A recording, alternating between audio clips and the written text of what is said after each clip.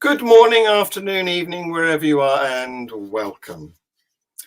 And thank you if you've just come from watching Global Atheist News, which is the show that just precedes this one on all of our channels. Well, mostly on our FreeThought Productions YouTube channel and Atheism UK channel.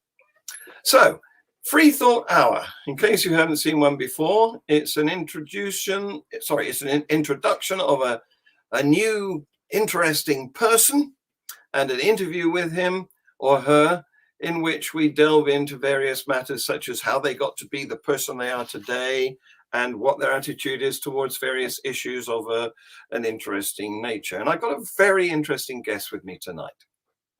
People have been waiting to watch him in this show, and because he's got a story. And well, I'm going to stop waffling and just get him on the screen, and then he can tell you himself. Here he is. It's Matthew Taylor. Hi, Matthew. Hi, John. Thank you so much. I'm wonderful. Thank you. Thank you for the invitation as well. It's a pleasure to be on here with you. Well, it's a pleasure to have you because, as you know, we chatted before, and so I actually know something about your story. But nevertheless, I'm going to ask you to tell the lovely ladies and gentlemen who will see this podcast. So, I know you were born at a very early age. Aren't we all? Yes. But can you take us on from there a bit? Okay. Thank you, John. Well, first of all, I get called quite a lot of things in my time on the internet, and interesting isn't one that comes up very often. So thank you for that. Yes, I was born in the lovely country of Wales, the same year that man landed on the moon, but very quickly I was taken out to Zambia. I come from a missionary family. My mother has got a couple of generations of missionaries in her family. So growing up, all I knew was Zambia. I grew up at a very young age. Everything that I knew was Zambian people, Zambian culture, the Zambian weather. And that was the life that I knew. And I didn't really experience life outside of Zambia until I was only before I was a teenager. But it was a holiday to come to the UK, to this cold country where it was still daylight at 10 p.m. in what they called summer. Yeah. Can I interrupt you there? You certainly can. Zambian weather, is it hot? Very. It is. It's yes, pretty much. We're very close to the equator, so the sunset time doesn't change by very much, and the temperature changes a little bit. But basically, the year is split into dry season and wet season. Yes. We don't really identify spring, summer, autumn, winter as disparate seasons. No seasons, but you've got daylight from 6 a.m. till 6 p.m. Absolutely, yes. It will vary by as much as half an hour, but that's basically it. Yeah.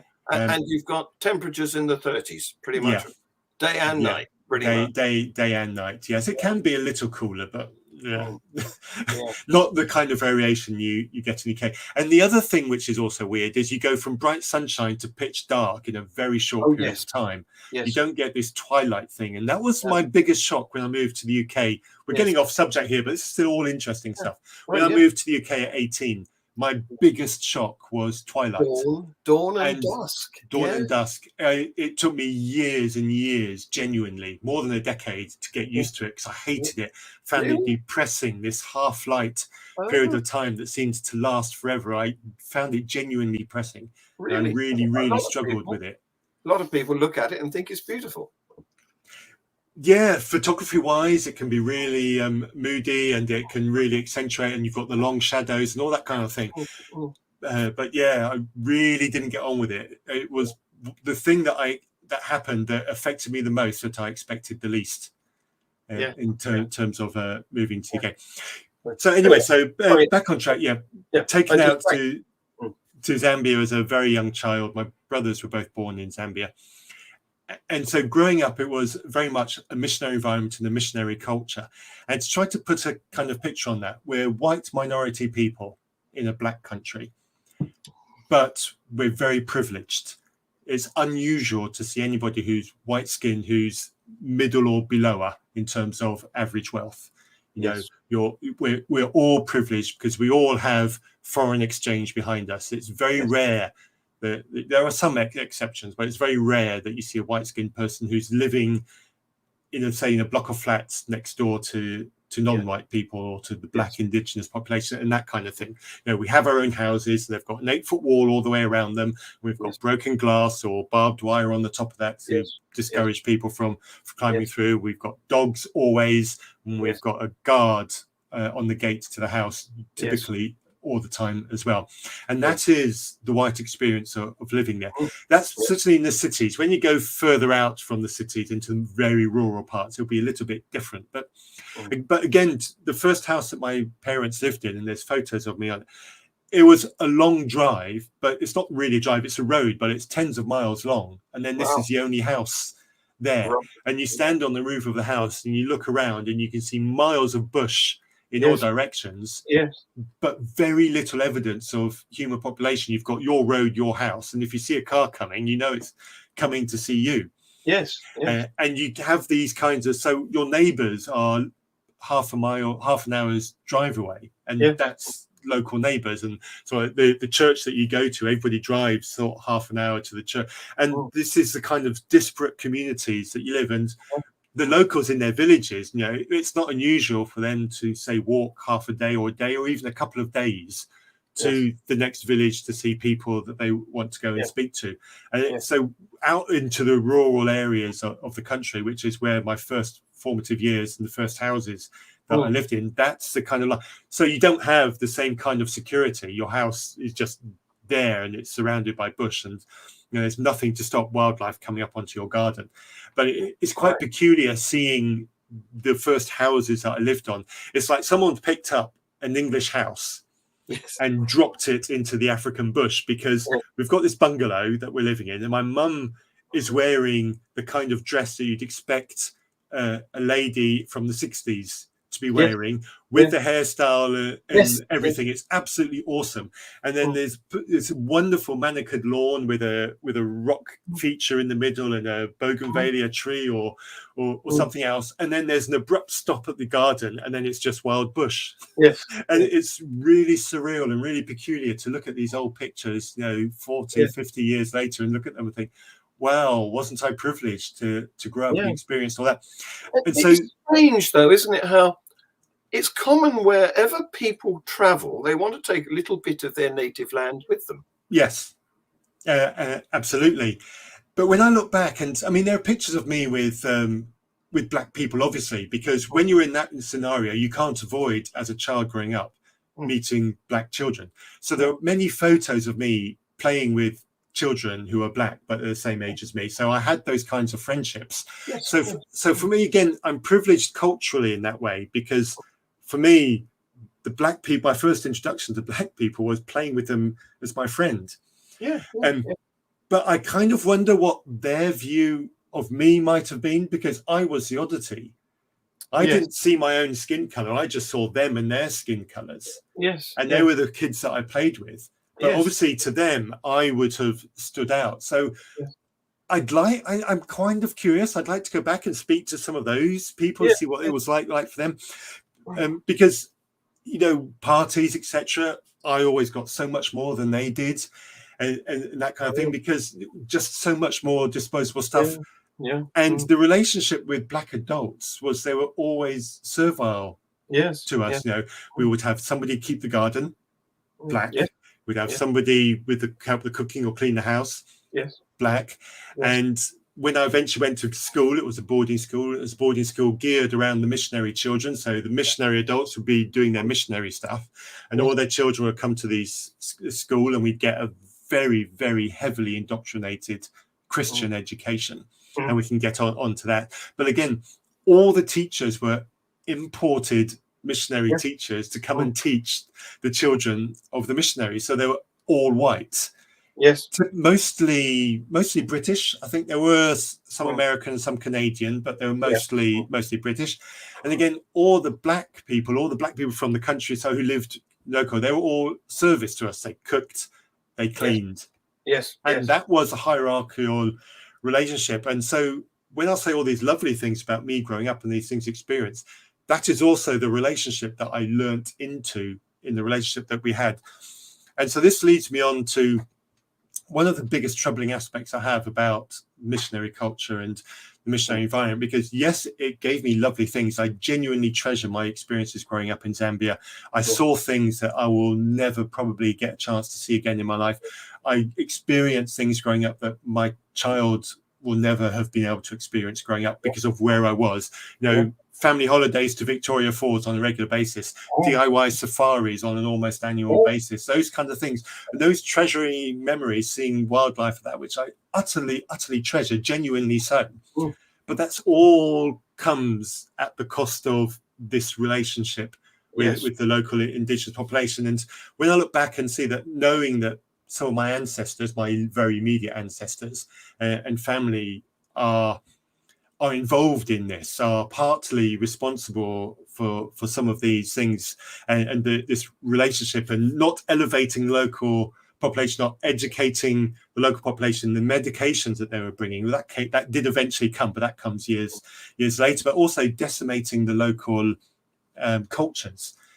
A very, very easy example is what I, as a white kid, knew as witch doctors. I don't know what the locals would call them.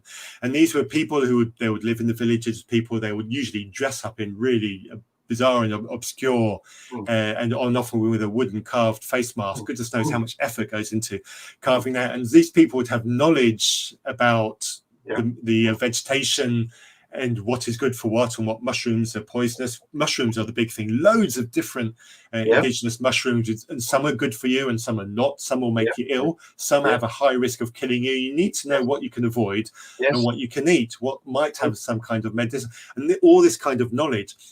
But I don't know where the name witch doctor came from, but I was always brought up that these people were fearsome. We shouldn't trust these people. These people were not of God. Therefore, we should reject them utterly. Yes, of course. And so everything came with this tainted British, Western, Christian paintbrush. And so I remember being in the back of a car as a young child, and my dad driving somewhere, and there was a witch doctor with some group of people on the side of the road. My dad stopped and started engaging in with them and talking with them. But I, in the back, because of this education I got at school about what the witch doctor meant and what he stood for, I was petrified. And there's me sitting in the back of the car, petrified, wondering why my dad is actually having an engaging conversation with this guy, because I'd been taught at boarding school to fear this guy, that this guy was not of God, that there was nothing of value or of worth, that this guy was destined to hell. And so that fear of something that was actually part of the culture is something that, well, it was a long time ago, so it doesn't really torture and torment me now. Well, I worry about the kind of education that I had that gave that kind of teaching to me. Why couldn't I have been taught to appreciate the cultural differences? Why couldn't I have been taught to welcome the cultural differences and to embrace how people are different? And being different doesn't mean you have to be afraid of them. And being different doesn't mean that they don't care about people. And being different doesn't mean that they don't have value. And all of this kind of ebbing away in my education. And like I say, I had a mostly decent education. I remember when I came to secondary school, and the teachers were impressed with my maths abilities. So clearly the education I had in Zambia gave me a leg up in maths, certainly. And in French as well. I came to the UK and we were doing a French book. And this was the same French book I'd been doing a year ago in Zambia. So again, there were various subjects that I got a good leg up. But then all of this came with this heavy, literalistic, young earth creationist Christian indoctrination. And this is where I have the trouble with, because that tainted my experience of the culture in which I was growing up. If your parents had been anthropologists, you would have had an entirely different viewpoint. I would have absolutely had a very different one. And we made friends. The trouble with religions is they are inherently divisive. You've got to belong to the club, or you're really bad. You're really an infidel, or a Gentile, or a heathen, or one of a number of different words that they have for people who aren't in their club. Yes, quite. Which is why I'm very conflicted about this. I am very critical of missionary culture. I think what it does to the local country, certainly on the cultural level, is terrible and despicable. And I've used the word despise in the past about it, and I genuinely despise that aspect of the culture, because I think it's rotten. But it does bring good stuff. And, like my dad was in civil engineering, which was why he ended up in Zambia. And my mum was in occupational therapy. So my mum worked in hospitals, caring for and genuinely helping people. And she had a genuine love for the people that she was with. And she brought medical help to people in the hospitals, people who'd had an accident or severe burns, and she helped them get mobility back into their limbs.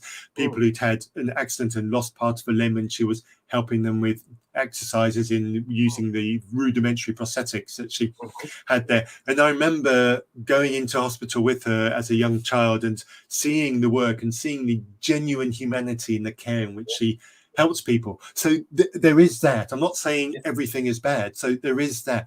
And then again, my dad built hospitals. Are they still with us? Are they still with us? No, my mum isn't. My mum died about 14 years ago now, but my dad is. But my dad has left and has been in the UK for about 20 years now. So how do you get on with them now? With him now?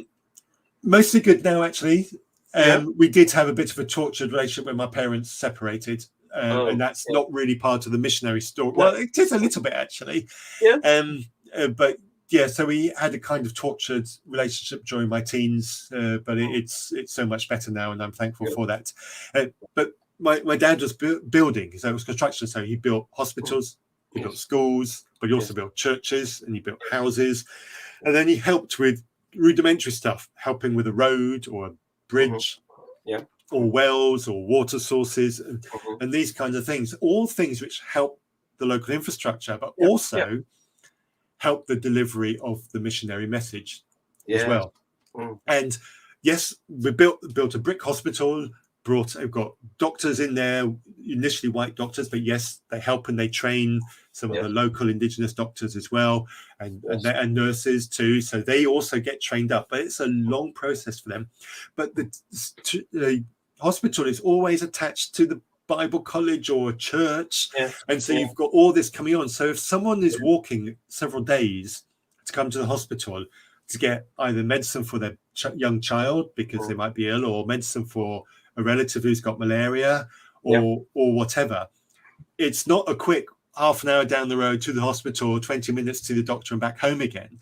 It could be a couple of days walk, because they might not have access to transport, or they might get transport if they're lucky. If they're walking on the road and someone's passing, they might get transport. But then they might stay a day or two in the hospital area, get their breath back, meet other people, talk, catch up while they wait for an appointment with a doctor, because the appointment with a doctor won't be a 5-minute wait. It could be the doctor will see you tomorrow or the day after. So rather than go back to the village and come back, they wait. And so while this is going on, they get introduced to Christianity and the other agendas of the missionary. And again, they're a captured market. So it's this kind of add-on stuff. Bit of preaching. Yes, and so it's not overt pressure, but they can't avoid it, really. They can't go and lock themselves in the house because they might be getting free board or something while they wait, or stay with someone. And so there's definitely coercion from a societal level. And this is all the bits that I have the problem with. Yes, we're doing good, but does the good really have to come with this cost? On it? Yes. To an extent, the same happens still today, and even in this country, because when I was in hospital a few years ago, I was visited by the chaplain who was going around all the beds and making an attempt to not exactly indoctrinate, but to do the glad handing sort of Christian thing. And so they still prey on the vulnerable. Yeah, so that's really difficulty that I have with that. And I think it probably became more apparent to me when I was a teenager, because when I was a teenager, I then came to the UK for boarding school. So I kind of got a little bit of difference of the two cultures. I was at boarding school in the UK with British people, all white kids, very much a British cultural experience, British television, etc. Then my holidays, I'll be back out to Zambia and experience my Zambian culture, and then go out and see my friends who I hadn't seen since the last holiday. And of course, they're all black, and it's a very different lifestyle switching from one to the other. And to put some context in that, I was at secondary school in the UK at around about the time, the whole Band-Aid thing. So we had the big famine in Ethiopia, Yes. and then the big news report. I can't Yes. remember which BBC news reporter that did Yes. the big thing about that story. Yes. And then the thing that all sparked off the whole Band-Aid thing. Yeah. And that, I remember that being a bit of a shock, because I remember some of the teachers at school, they saw this and they expressed shock and dismay at the pictures they were seeing. And then that spread around the school, and some of the students started to become a little bit more empathic towards it. And I never got it, because I've seen people like this all the way through my growing up. Yeah. You know, seeing black people who are hungry, Yes. and we'd not done anything about it. You know, we fed some, but not all of them. You know, Yes. I'd seen children, not quite as bad, let's be fair, not quite as bad as we saw in those BBC News pictures, which was really serious. But those pictures didn't have the same effect on me as the people around me did. And I said to them, why are you shocked? Why is this a shock for you? Why are you so amazed by it? You know, what are you missing? There are people like this all over the world who are hungry. This isn't a new thing. Yes. And I just didn't get the horror and the urgency that spread the nation as a result of that. And I struggled, because I was still a teenager, I struggled to articulate to my friends in college, at school as well in the UK, that you know, these people existed in countries around the world. Yeah. And I do sometimes wonder if my empathy towards that kind of hunger must have been deadened somewhat, because I'd seen so much of it. Yes. And I had so much, and I was already by then so used to being a privileged white person in my fenced off premises. And when I was in my fenced off premises, you didn't talk to me. You know, if you wanted, you could bang on the gate, and if I felt like it, I'd come and talk to you. But if I didn't, I'd just stay in the home, and there was nothing you could do about it. Yeah. You know, and if I made friends with you, they were on my terms, because I held all the power. Yes. And it's quite disheartening looking back and seeing, and I do wonder what attitudes and unhealthy attitudes my teenage self had. Well, I can't blame you, because it was your parents who were setting the tone of the relationship. Yeah, well, not specifically them, but the adult whites. Yes, the adults who had influence over me. Yes, certainly, because again, it was at boarding school in Zambia, so I don't credit my parents with a lot of the influence I had on me in those early years. I tend to credit the teachers and the schoolmasters, because they were the people that we had all these conversations with. Yes. When I was home during the school holidays, they were comfortable. They were comfortable with taking advantage. Yeah. That these other members of the same society didn't get. Yes. Yes. So what I'd like to hear a bit about too is your experience of the religion, because Plymouth Brethren, you've mentioned young earth creationism, but what else is there? Because it's a fairly small denomination. It is very small. So that was the church that my mother grew up in. And so her uncle, who had gone out to Zambia as missionary, that was his denomination. There were other missionaries around, and they came from other Christian traditions as well, but they're all of that kind of thing, all very literalist, quite fundamental. And so young earth creationism certainly came up with it. But the other thing which I look back on with dismay is punishment as well. So punishment was quite severe.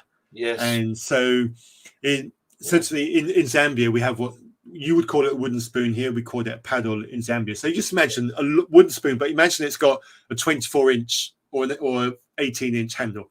Yes, yes. So not your typical British English wooden spoon. Imagine the head twice the size and the handle twice as long. Yeah. Because that is what they would use to stir their maize meal. So the staple diet is maize meal, and you cook it in a big pot that's about that big, and you basically boil water in it. When the water's boiling, you add the maize meal and you stir it heavily, and you keep stirring it until it becomes very, very thick, kind of a consistency of a very thick mashed potato, almost porridgey. So you need a big spoon to stir this through. And of course, the women do this work. It's not man's work to cook. So the women can actually be quite strong as well. Yes. So that was punishment. You did something wrong. You did something naughty. The headmaster would smack you across the bottom with one of those. And I can tell you it hurts. Yes. Yes. You know, you go to bed, you go to sleep crying that night, you know, and there'll be a bruise the next morning, and Wow. for sometimes quite innocuous things as well. Mm. You know, like for example, one particular example, in the evenings we play out at night, and when it gets dark, there's a call, Yes. and we're supposed to go in to get ready for bed. Yes. One particular night, for whatever reason, I didn't hear the call, Yes. so I got caught still out 10 Oh. minutes later. Oh. When everybody else Yes. was in the hall, and it was Matthew and whoever else I was with in. I was like, sorry, Mr. Whoever it was, Mr. Foster, I think his name was. You know, I didn't hear it. You know, line up in the paddling queue. Yeah. And there was, and I got the punishment, the paddle, for that.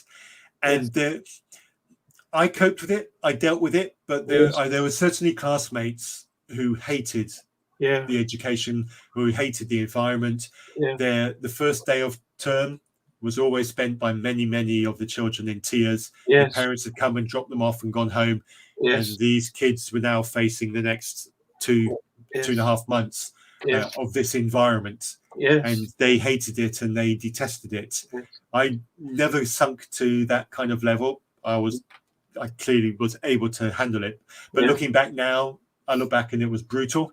It's not the way to treat children who are under 10 years old. It's not an appropriate punishment, and it's certainly not an appropriate punishment for that kind of event. What they were doing, it seems to me, is clinging on to a sort of Victorian era of instruction. That we were in at the same time. We were in the process of ditching that. We abolished caning or any sort of physical punishment. When would it have been? It would have been the early 80s, I guess. No, this was late 70s. This was so 1980 was about the first year I came to secondary school in the UK, but the education was, like I say, it was mostly good. Maths was good. English was okay. I had a fairly reasonable French education, but I didn't carry that on into secondary school, so my French is now atrocious. Science was quite good. It was the experimental sciences were good and fun. It was when it came to the non-experimental sciences, the biology and that kind of thing, and that's when the literalists came in. And there was one specific event which I remember. We got new biology books, and we're told to turn to a particular chapter in the biology books which talked about evolution, and we're told to go to a paragraph, and there was a paragraph which described fish flapping from drying pool to drying pool, and they had to flap over the mud, and over generations the fins on these fish got tougher, and then over multiple generations these fins eventually became feet, and this is how fish became land animals. It's not particularly elegant. It's probably even an atrocious description of evolution. I'm fairly sure that it's probably inaccurate now, but it's one of the ideas that was around then. I couldn't tell you what biology book it was. I'm digging this up from a 40-year memory, so anything that I've got factually incorrect in that, I apologize for, but my memory has probably tainted some of that. But we definitely did cross a paragraph out that described something resembling evolution, and that was what we did. And I remember with great relish, because writing in a textbook was not something that you did. That was a paddleable offence. So we were given permission to write it. We all took great glee in crossing out this paragraph and this. You were being naughty. We were allowed to write in the textbook, you know, and so there was that kind of thing as well. So, and there were the questions about Adam and Eve, and yes, somebody did ask about, well, how did Cain and Abel have children? Yes. Or at least the one that lived, how did he have children? Of course, the sister thing came up, and we were just to accept that. Yes. And so there were all these kinds of things, and there was regular story time, and story time was invariably a child-friendly version of a Bible story. Not always, but there was classic literature, so Robinson Crusoe, Treasure Island, The Hobbit, those kinds of The Lion, the Witch, and the Wardrobe. Those kinds of things came up as well. But there was lots and lots of Bible stories, and we were fed on the diet of, you know, a lie is a lie is a lie. You know, there's no such thing as a white lie. You know, a little lie is still a bad lie. You know, and we're fed things like a little lie is like a little bit of poison in you, and then if you don't take it out, it will just grow and it will poison your soul. And we were fed on this kind of don't do sinful acts because sinful acts poison your soul kind of thing. And I was certainly taught to fear people who didn't believe in God. You know, I was told at some point in my life I would meet these people and they'll mock you and they'll insult you and they'll say bad things about you, but they say bad things about you because they fear you and they're wretched people. And so I was just fed this diet on what to expect. And so when I came to the UK and I met people who openly challenged this whole concept of believing in God, because even though I went to a school in the UK that was it has a Christian ethos, you know, and there was a padre there, etc. We did have daily chapel, and it was founded by somebody who wanted to do Christian ethos into boys with needs, as in family needs, not special needs, not physical needs. There were still children there who didn't believe in God, and I automatically distrusted them. You know, that was what I'd been fed on. And I wanted to only make friends with the Christian boys, and I distrusted those who were. And that was how I arrived in the UK in a culture I was unfamiliar with. The only thing I knew was Christianity, but it was a different Christianity. And it was those kinds of things were really, really strange to me. And little things have quite big effects. For example, I was baptized about. Sorry, Karen. I just want to interrupt you a little bit there, because the Plymouth Brethren are a sort of austere Protestants, aren't they? Yes, very austere. When visiting my grandparents' church, it was very the men tended to speak. Yes, I don't ever remember a woman speaking at all. So very misogynist. Very misogynist. And what about the God?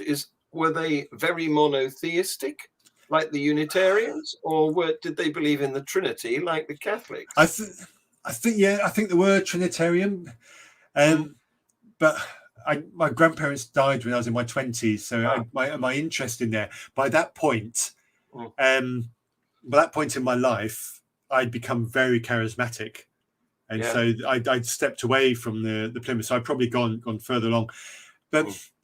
To kind of give you some kind of perspective, my grandfather was the secretary of the church, so he would make all the announcements. And I remember one service where people were given free rein to bring a word to the church. And I remember one time my grandmother had a whisper with my grandfather, and then my grandfather stood up and gave whatever it was. So there was that misogynistic thing. And there was one service a week where it was a cappella. There was no music played. So all the songs by this predominantly elderly population was... quite a dirge. It wasn't particularly. Your grandmother had to have a spokesman. Yes, quite. But interestingly, my grandmother did play the piano. Oh, yeah. And she did go up and play the piano this time, so that was clearly allowed. But she never spoke. Probably because none of the men had the capability.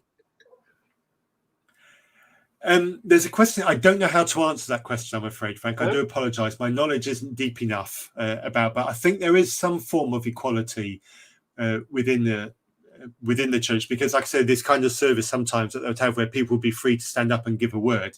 I don't remember. Yes, so long as they're men, obviously. And there was always a hat, and we always had to wear our Sunday best. And so there was certainly that. So people would bring a message and everybody would respond relatively equally to that message. And I don't remember there being anybody in the church who was formally the pastor, or what we would call the pastor. So I think tentatively the answer to that question is yes-ish, but I would have to go and fact check myself on that, certainly. But a little anecdote about my grandfather, which is, I look back on it quite amusingly. But there was a Trinity thing, because when my grandfather prayed, he would pray about the Holy Spirit dwelling in us.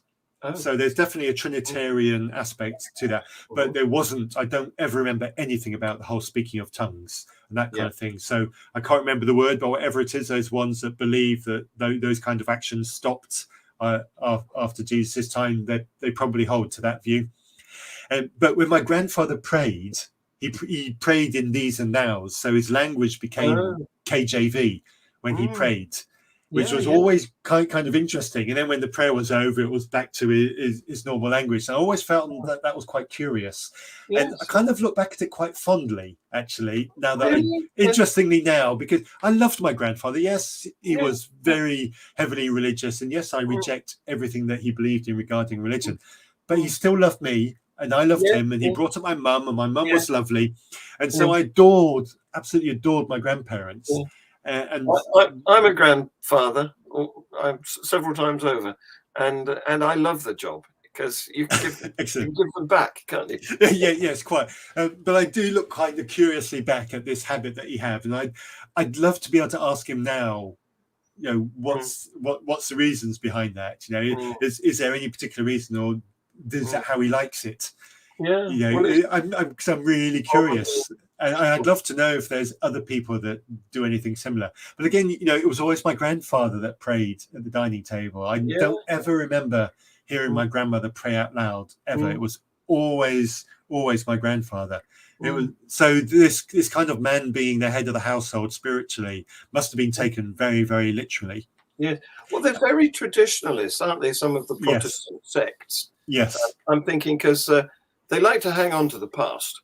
And I'm thinking of it in the extreme. There's what are they called? The Hutterites, aren't there? That in America, where they went over there as part of the Pilgrim Party to set up their own very divisive, very rigid by their own rules community, and they've stuck with it. They're still pulling their carts with a horse and not using electricity, stuff like that. Yes, it's quite curious that. There must have been a time when the cart was new technology, though. So I always find that kind of thing a little bit curious, And how far do they take that down? There's new technology in the weave of clothes, for example. Do they reject modern sewing machines? Into these automated knitting machines that can make clothes versus does it have to be on the loom? So how far does this kind of new technology thing excuse me or are you allowed to buy produce that's had a ride on an aeroplane? At some point you've got to rely on new technology at some point down the chain. So I'm thinking they took with them to America the state-of-the-art technology that they left behind at that date in England. Yeah, now this is Frank. Frank is in Kentucky. Right. Hello, Frank. Yeah, that's the only person in my family that I've formally, well, that's not true. One of my brothers I'm really close to, and so he knew and he's always known because he'd already rejected Christianity and we talked about it, etc. But we both agreed not to tell our mum before she died because we knew it would upset her. Yeah. And there were better things in life than to do that. And we knew that mum would weep for our immortal souls. Yes. So you didn't have to do that. And then we had the trauma of watching mum waste away over 3.5 years with pancreatic cancer. And that coincided around about the time of my deconstruction. I hasten to add, the cancer did not influence my walk away from faith, just in case anyone is curious about that. But watching a parent waste away like that is quite a traumatic thing to experience. And it is absolutely not worth, certainly for my brother and myself, it was absolutely not worth adding to that the story about atheism.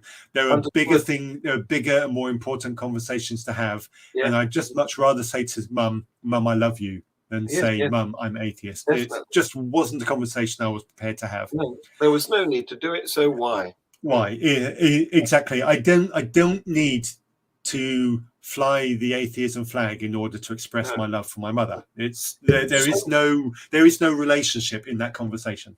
So how did you become an atheist? Well, let me finish answering the question. The only family member I have formally told is my dad.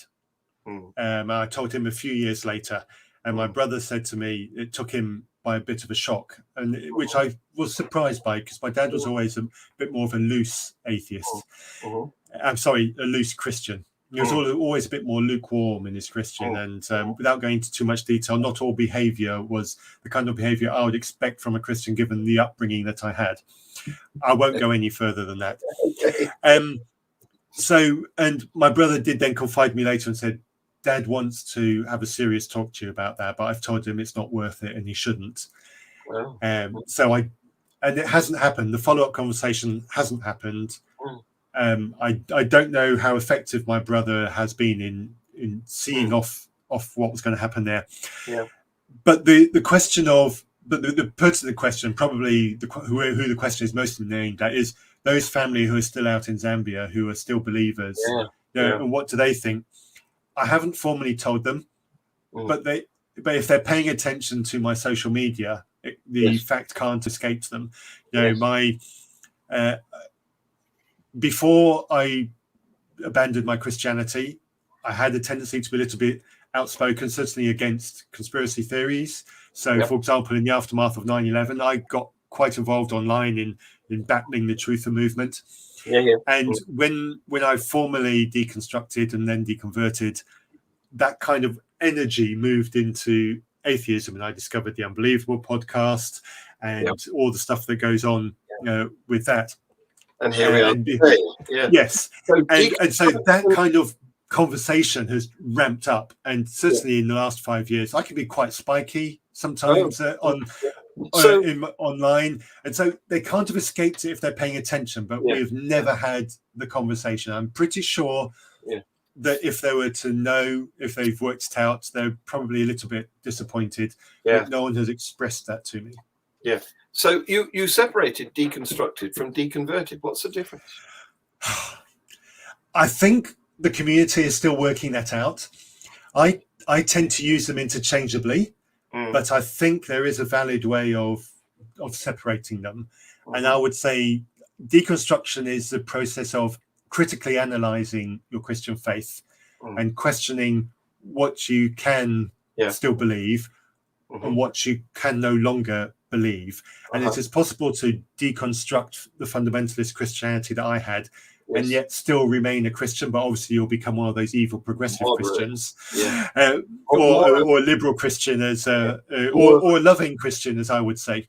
More of an Anglican. Yes, quite. But of course, the deconversion is that step out the door.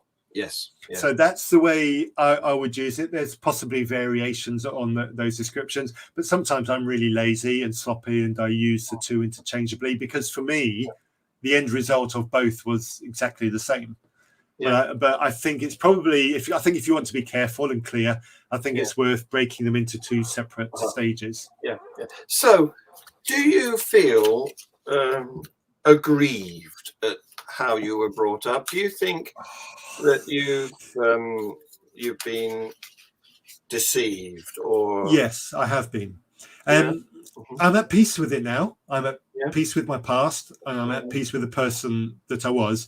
But my full deconversion, the moment that I said to myself, I can say there's no God and I won't get struck down by lightning, I can claim the label atheist and I won't just shrivel into a hole in the ground. That moment, I keep losing track, 13-ish years ago. I've been so used to saying it was a decade ago that I have to remember it's actually a few years beyond that now.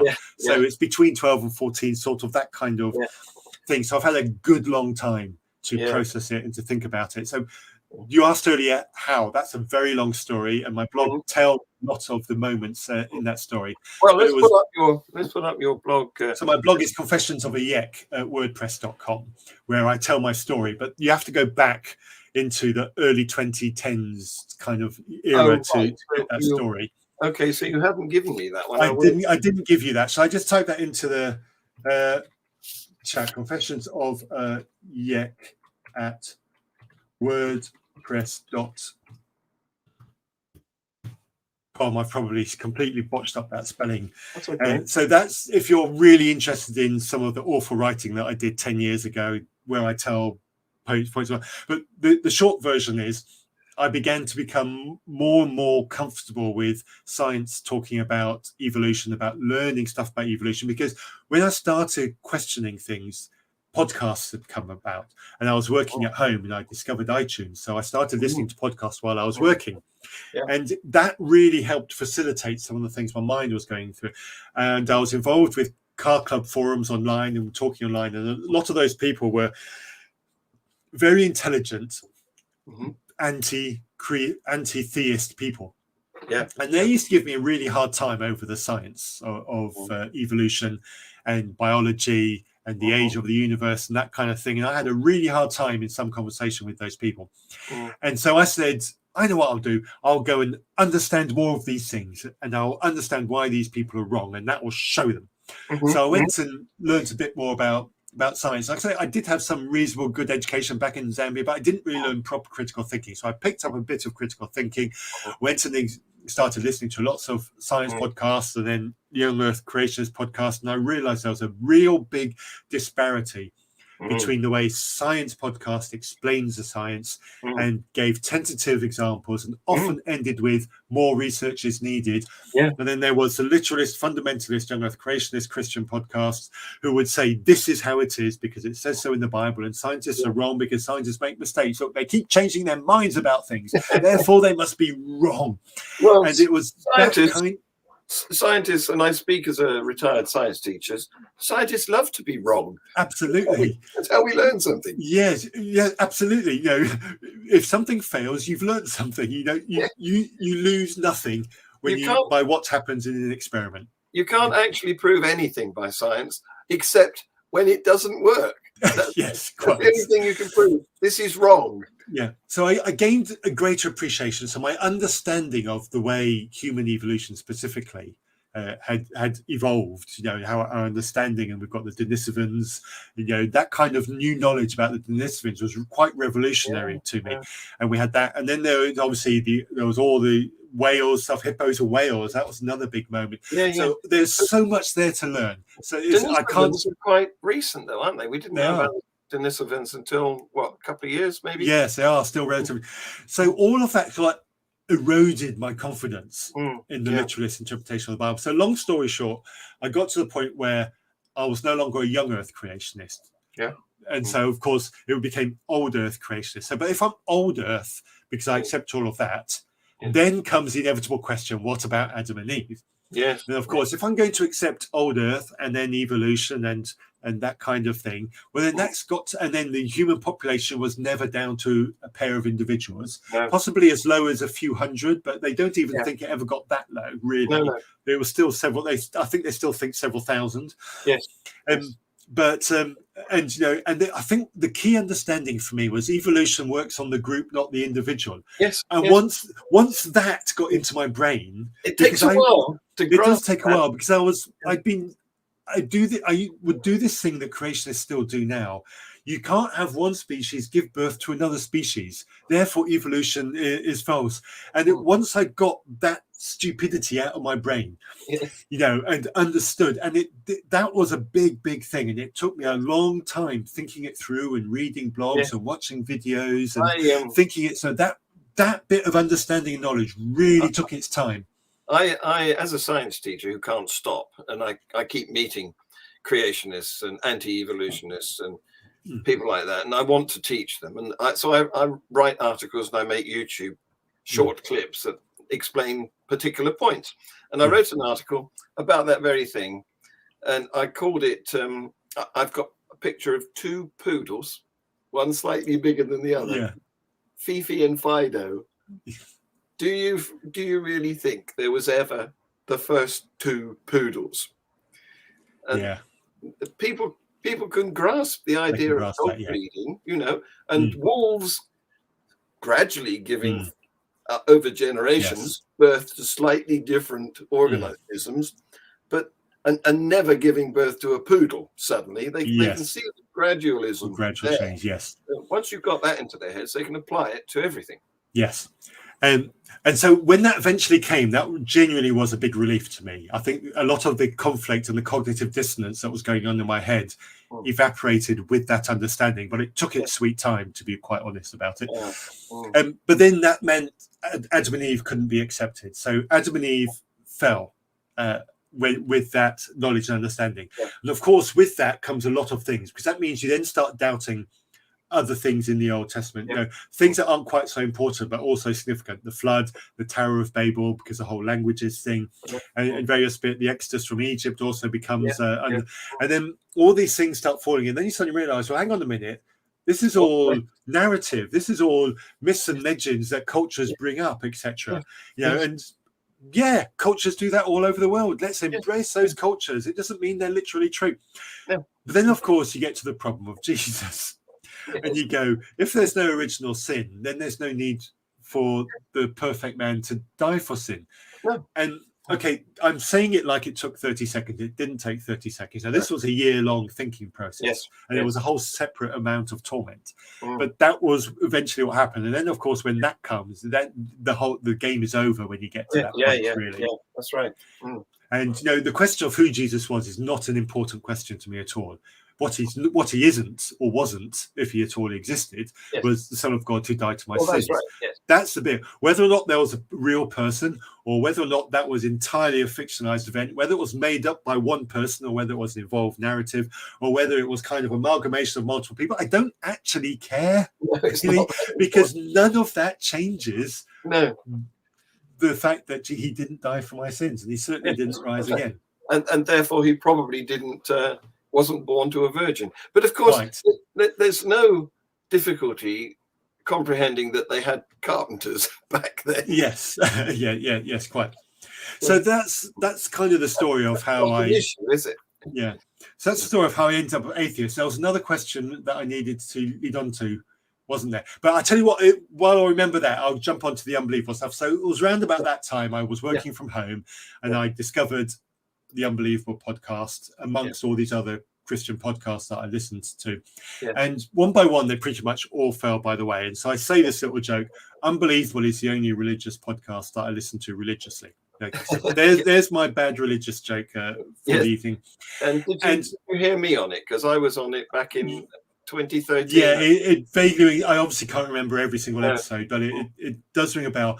And for those who are familiar with the back catalogue of Unbelievable, I started listening at around about the time that they did the Atheist Prayer Experiment. So that series of episodes was when I started listening, but I started right at the very beginning. So by the time I got to those episodes, it was done and dusted and over. But in time, that was where I started listeing.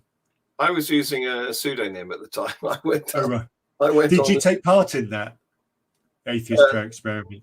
No, I didn't. No, I thought you meant the Templeton Foundation one in the States, where they tested people who'd had heart operations. Oh, right. Have you heard of that one? Probably, but it doesn't ring a bell. Just briefly, they had 1,000 heart patients who'd had their operations. Yes. Three groups. Yes. Prayed for, not prayed for, and secretly prayed for. Right. So these didn't know they were being prayed for. Right. Okay. Gotcha. And the outcome was basically there was no difference between the prayed for and the not prayed for. They didn't recover any faster or slower. But the secretly prayed for ones, they got better a little bit faster. So if prayer does work, you mustn't tell anybody. You mustn't tell anybody about it. Well, that's biblical. So, but it needs to be substantially better, I think, for us. It needs to be repeated as well. The Unbelievable Prayer Experiment, Atheist Prayer Experiment, was they invited atheists to spend a month praying every day, and to report back at the end of the month whether they'd had an experience of God. And of course, we all know what an experience of God actually means in terms of worth. So that was that. So I got involved. I say got involved. So I was listening to the Unbelievable podcast, then got involved with the Facebook group and the group on the board on the website, and got involved with chatting people there. And then Justin announces his book. Like Justin. He's a nice guy. Like Justin. Very good presenter. I have actually met him very, very briefly. I'd love to meet him again. He's genuinely nice and personable, and I like him. So he announced he was doing his book, and then various atheist listeners said, we're going to do a response to this book. I thought, that sounds like a great idea. Because by that time, my blog, which you've put the thing up for, that had pretty much done its completion. I told my story from growing up to doubting to becoming atheist. And I thought this would be something that would be quite interesting to do. So I got on board with that and involved with that. And so we put out the Still Unbelievable response book the year after Justin did his book. And two of the guys, Andrew and David, came onto the Unbelievable show to talk about that. And then a year later, the podcast came up, the Still Unbelievable podcast.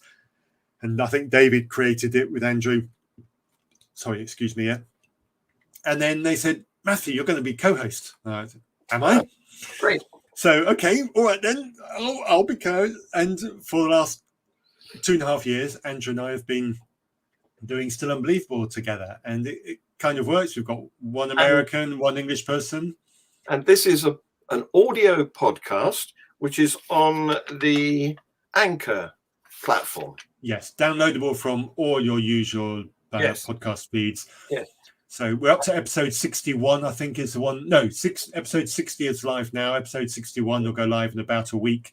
I need to start editing and planning what comes next. So if somebody wants to come on and talk to us, or someone's got someone interesting, okay, well then let's arrange that, John, and we'll sort that. And actually, while I'm talking about it, I've literally only in this last week had a lovely email giving us some positive feedback, but pointing out that we're very male heavy on the podcast. Oh, come on. This is and we need to do something to address the lack of female voices. And I would like to say, yes, that feedback is absolutely right. Yes. And I apologize. It's my fault for not doing enough effort. I didn't do it intentionally. It's just happened that way. It's completely unintended. And I need to try and do better. And I will try and do better. It's not easy, but we've got a chance now. Let's do it. We need women. We need women voices, because when I go into the Facebook groups where we've got ex-Christian dialogue, there are a lot of female voices in those groups. There are a lot of female voices adding to the community support in those groups. And if I'm not representing enough of those female voices on Still Unbelievable, I'm doing a disservice to those female voices. And I need to put my hand up and admit to that and accept that and promise to try and do better. So that's what I'm going to try and do. I can put one your way. I love that. It's a lady, what's her name? Her channel on YouTube is called Unordained. No, actually, she just started the YouTube, but that's the Facebook group as well. Unordained. Okay. Yes. Okay. Thank you for that, John. Now I'll look that up. Oh, yeah. The question you asked me before was. She's an ex-pastor herself. Excellent. Oh, awesome. Awesome. And on the subject of exes, I would love to host an ex-missionary on Still Unbelievable. So if any of your listeners, if anyone's listening, I don't care whether you're listening live or whether you're listening in 6 years' time, please get in touch. If you're an ex-missionary, I would love to have a conversation about the missionary experience of what I've been describing. Because let's remember, everything that I've described, all those formative years of me describing the missionary culture, is from the age of somebody who was a preteen teen, not as somebody who's an adult. So some of those experiences are tainted by my experiences then. And I have to be honest and open about that. So I'd love an experienced missionary to come on, or even if you're a missionary and you want to tell me what I've got wrong or how I'm doing a disservice to missionary work, please. I hope I'll be humble enough to be corrected if I've misspoken. So please come on and let's have that conversation. Or if you're a missionary who's seen the dark but can't get out of it, there's services for you. There's the Clergy Project. Clergy Project, yes, absolutely. They do great work.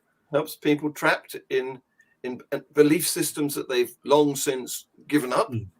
And you could come on one of our shows as a voice, a face, and that would be great. So excellent. I want to promote the fact that Still Unbelievable is also the name of a book. Yes, it is. That was a response book. Some of the chapters are direct responses to some of the chapters in Justin's book, but there are also other chapters as well, specifically attacking some of the ideas of Christianity. And you wrote some of that? I wrote the introductory chapter, and then I was involved in a lot of the heavy editing as well after we compiled it all together. And that book can be bought on Amazon, but also it is. It's free on reasonpress.net, specifically Yes. for the viewers of this podcast. Yes. So you can see it for free on that, or you can download it in a couple of formats, PDF and EPUB, I believe. It's downloadable. If you buy it on Amazon, it's the cheapest price, which is 99 pence or 99 cents. And Amazon take their big, huge bite out of it. And then with what is left, that we just let that build up. And then every few months we go and push what little we've got into a charity, I think American Atheist or something like that. Yeah. So if you do buy it on Amazon, some of your money will go to support atheist organizations. Great. That is truly wonderful. Okay. So the question you asked was, how I feel? Do I feel some kind of ill feeling about my upbringing on that? That's the reason I ask that is because a lot of the most militant atheists come out of a religion. They've escaped and they have a grievance at the years they wasted being deceived. Yes. And I think it's really important for those of us who go through that we come to peace with our past, because we can't change it. So we need to find a way to live with it, and we need to find a way to live with it as peacefully as we can. Not everybody manages that. Some are really quite traumatized by it, which is why we have this expression, religious trauma. I didn't learn about religious trauma until after it was a done deal for me. I don't consider myself a big sufferer of religious trauma, but I'm sure if I was to have that conversation with somebody experiencing counselling, they might dig something out. Well, I think largely I'm over it now. But I did spend a lot of time. I went through a lot of emotion, and it's very much an emotion of loss. You know, those stages that you go through when you lose. When you lose someone, either through a divorce or separation, or even through a sudden death of someone, it did feel like that. I was mourning. I did mourn the faith that I held for some time. That might sound weird to a believer that's listening to that, but that is actually an emotion that you go through. I went through severe anger, some very, very cross moments towards. Those are the stages, aren't they? Of grief. They definitely definitely went through. I know this whole 7 stages of grief thing is kind of frowned upon by people in psychology, but I definitely went through some very definite stages. But I had a lot of anger aimed towards my teachers at school in Zambia, which is a shame, because I know some of those teachers genuinely loved me and genuinely cared for me, because those teachers saw us children at boarding school when we were miles away from our parents. So they weren't just our teachers. They were our confidence outside of lesson time. They were very much in loco parentis. They were, absolutely. You know, they were our story time people in the evenings. They were our comforters when we were upset at night. They were our nurses when we hurt ourselves. We had a very, very complicated relationship with the teachers at the school. But I did go through a lot of anger. How dare they teach me this? And then immediate regret that I would think such a bad thing about those people, and then compassion for them, because they were only passing on what they believed, so somebody taught them wrong. So all of these things, they were doing what they thought was the best for you. Come packaged together. And then there's shame.